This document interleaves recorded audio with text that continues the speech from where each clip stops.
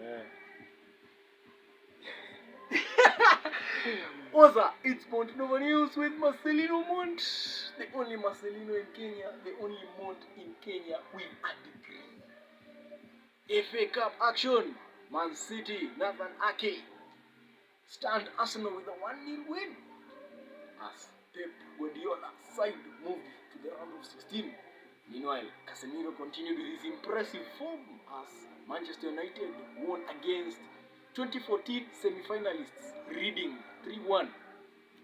It also means that Manchester United is the only team in England to remain standing in all 4 competitions.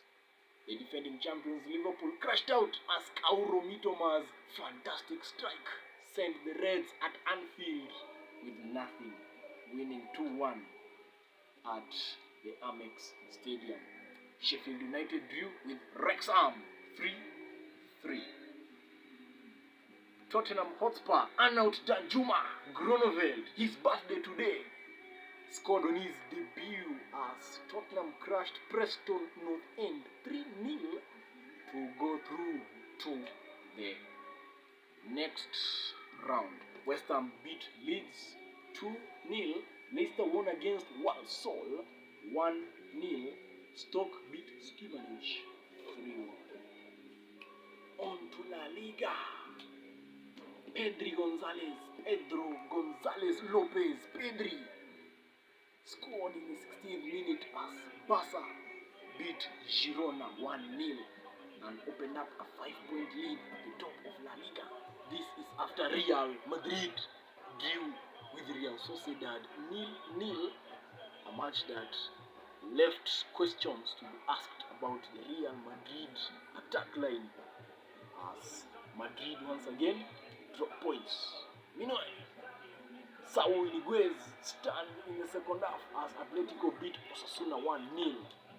Valencia crashed to a 1-0 loss to Valladolid, which led to today Gennaro Gattuso getting sacked as the coach of Valencia after a poor string of results. Valencia are now 3 points above the relegation zone.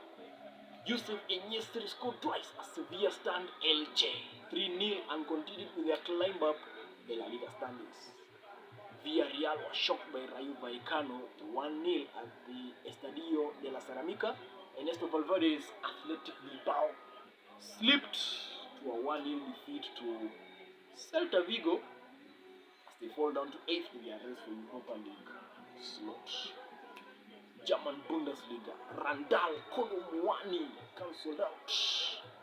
Leroy Sané's strike as Bayern drew with Frankfurt 1-1, leaving Bayern without a win in 2023. It also means that Frankfurt continue in their race for the UEFA Champions League. Borussia Dortmund beat Bayer Leverkusen 2-0. Wolfsburg, Niko Kovac, Wolfsburg slammed to a 2-1 defeat at Werder Bremen. Leipzig beat Stuttgart 2-1. FC Schalke, 7-time Bundesliga champions, drew with FC Köln 0-0. In other results, Union Berlin won the Berlin Derby 2-0 against Hertha as they remain in second place, 1 point behind Bayern Munich in the Bundesliga. So the Bundesliga has turned out to be a bit competitive this time round. In Italian Serie A, Argentine Giovanni Simeone scored in the 86th minute as the side from Naples are in pursuit for their first ever Serie A since 1989 when Lionel Messi was an infant, as Napoli beat Roma 2-1. Mourinho accepted early on that the title belonged to Napoli. For Roma, it opens up a top race in the Italian Serie A Champions League competition places. Meanwhile, Lautaro Martinez scored twice as Inter came from behind to beat Cremonese 2-1. Stefano Pioli's AC Milan once again proved that the absence of Mike Maignan has an impact as Sassuolo beat AC Milan at San Siro 5-2. What? Wow! Wow! Guy! Meanwhile, Massimiliano Allegri continues to fall under pressure as the Juventus coach, as Juventus once again slumped to a 2-0 defeat against Monza. Allegri's side are now winless in 3 Serie A outings after being docked 15 points. Juve fall to 13th and are heading closer for a relegation battle rather than a top 4 battle. Allegri once again disappointing Juventus fans as always. He has always been like that. In other results, Empoli drew with Torino 2-2.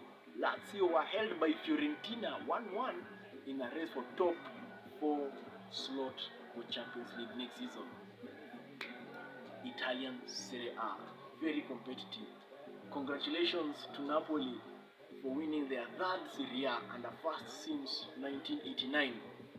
Though the last time they won Serie A, Maradona was still playing for them, and Leipzig had not been formed. In the French Ligue 1, Florian Balogun, 96th minute strike cancelled out Neymar strike as Paris Saint-Germain were held by Stade de Reims 1-1. It opened up the Ligue 1 title race,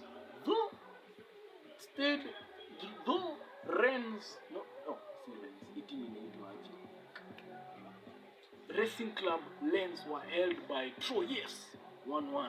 In other results, the big game of the day, Alexis Sanchez cancelled out. Alexis Sanchez scored. Marseille drew with Monaco 1-1. Lyon got back to winning ways as Lacazette scored as they won 2-0 against Ajaccio. Nice beat Lille 1-0 to open up a huge race in the UEFA Europa League slot. Rennes lost to FC Lorient 2-1. In French Ligue 1. In the Portuguese Super Cup, FC Porto beat Sporting 2-0 to set up a showdown with Sport Lisboa and Benfica. Luis Suarez provided an assist in his new life at Grêmio in a 1-0 win against Santa Clara. In the Zambian League, Zanaco was stunned by Forest Rangers 1-0. Power Dynamos are in pursuit of their first league title since 2013 as they were held by Maestro United of Zambia 0-0. Mkana drew with Green Buffaloes 1-1 as the Mkana Red Devils continue to slump in the Zambian League. What a shock, but it was a big game. In Kenya, the Mashimeji Derby was back, the 88th Mashimeji Derby. Though it ended goalless, it was a very interesting match of chances at both sides. Kugalo and AFC drew 0-0.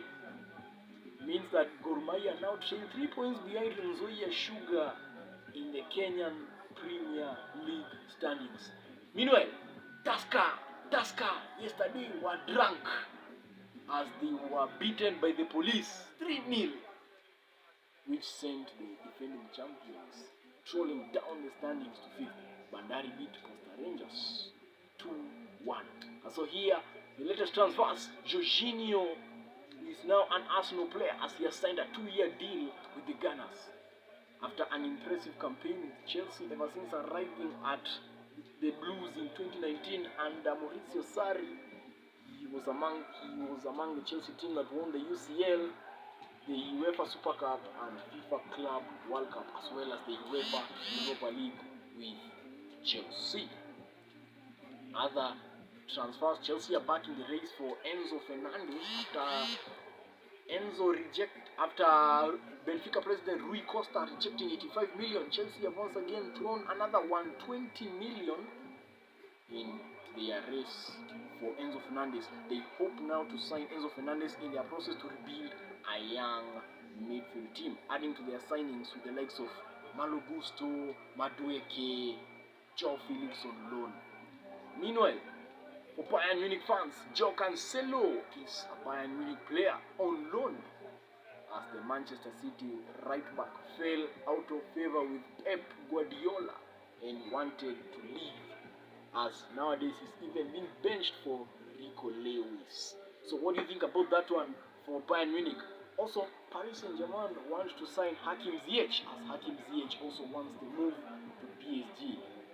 Ziyech, ever since Lampard left at Chelsea, he has really fallen out of touch with the Blues, and we're hoping to continue with his immense career. So let me hear your comments here on Marcelino Mont News. Some of the questions, some of the answers about the transfers. What do you think about the transfers? Will they impact the team? Will they bring down the team? And also, if you're a Juventus fan, should Massimiliano Allegri be sacked or not? Marcelino Mont, Marcelino Montenegro at Nacho04 on Instagram. Thank you, MontNova News. Have a good evening, have a good night. Enjoy your 2023 and happy end of month January. Oza!